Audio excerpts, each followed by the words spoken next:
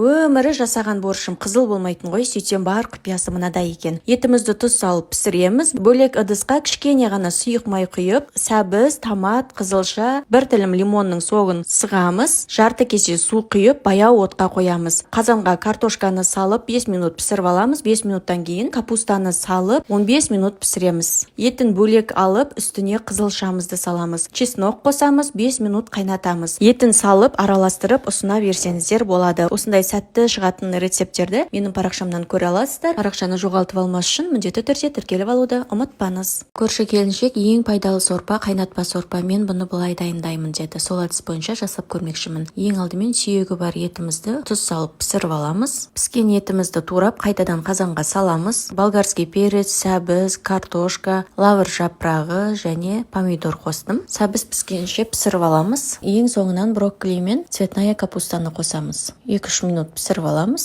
Осымен біздің сұйық майсыз өте пайдалы сорпа дайын болды. Араларымызда осылай жасайтын қыз келіншектер болса, комментарийға пікірлеріңізді жазып кетсеңіздер болады. Оңай рецепттерді көру үшін міндетті түрде менің парақшама тіркеліп алуды ұмытпаңыз. Картошкаңыз езілмей, осындай әдемі түспен піскенін қаласаңыз, дәл осы әдісті жасап көріңіз. Ең алдымен ыдысымызға сұйық май құямыз, бір ас қасық қант саламыз. Қантымыз қызғаннан кейін үстіне етімізді саламыз. Барлығын жақсылап қуырамыз, тұз саламыз және біздің тамағымызға ерекше дәм мен әдемі түс беру үшін Чон Кустамның дәмдеуіштерін қосамыз. Дәмдеуіштерді осы мен көрсеткен номер арқылы ала аласыздар. Бір ас қасық қосамыз. Үстіне картошкамызды саламыз, тағы бір араластырамыз және үстіне кішкене су қосамыз. Осылай баяу отта картошкамыз піскенше 30 минут пісіріп алатын боламыз. Осымен біздің асымыз дайын болды. Рецепт ұнаса, міндетті түрде менің парақшама тіркеліп алуды ұмытпаңыз. Қыздар, сразу айтайын, бұл картошка тамағы емес, ганго тағамы. Не айырмашылығы бар екенін видео барысында сіздерге айтатын боламын. Ең алдымен сұйық майымызға бір ас қасық қант салып қыздырып аламыз. Үстіне туралған етімізді саламыз, қуырамыз. Осы аралықта сәбізімізді тураймыз. Ганго тағамының ең басты құпиясы осы арнайы дәмдеуішті қосасыздар. Сол кезде сіздердің тамағыңыз күнделікті істеп жүрген картошка тамақтай болмайды. Неге? Себебі бұл осы дәмдеуіштің арқасында дәмі ащы болып келеді. Дәмдеуішті саламыз, сәбізді қосамыз, тұз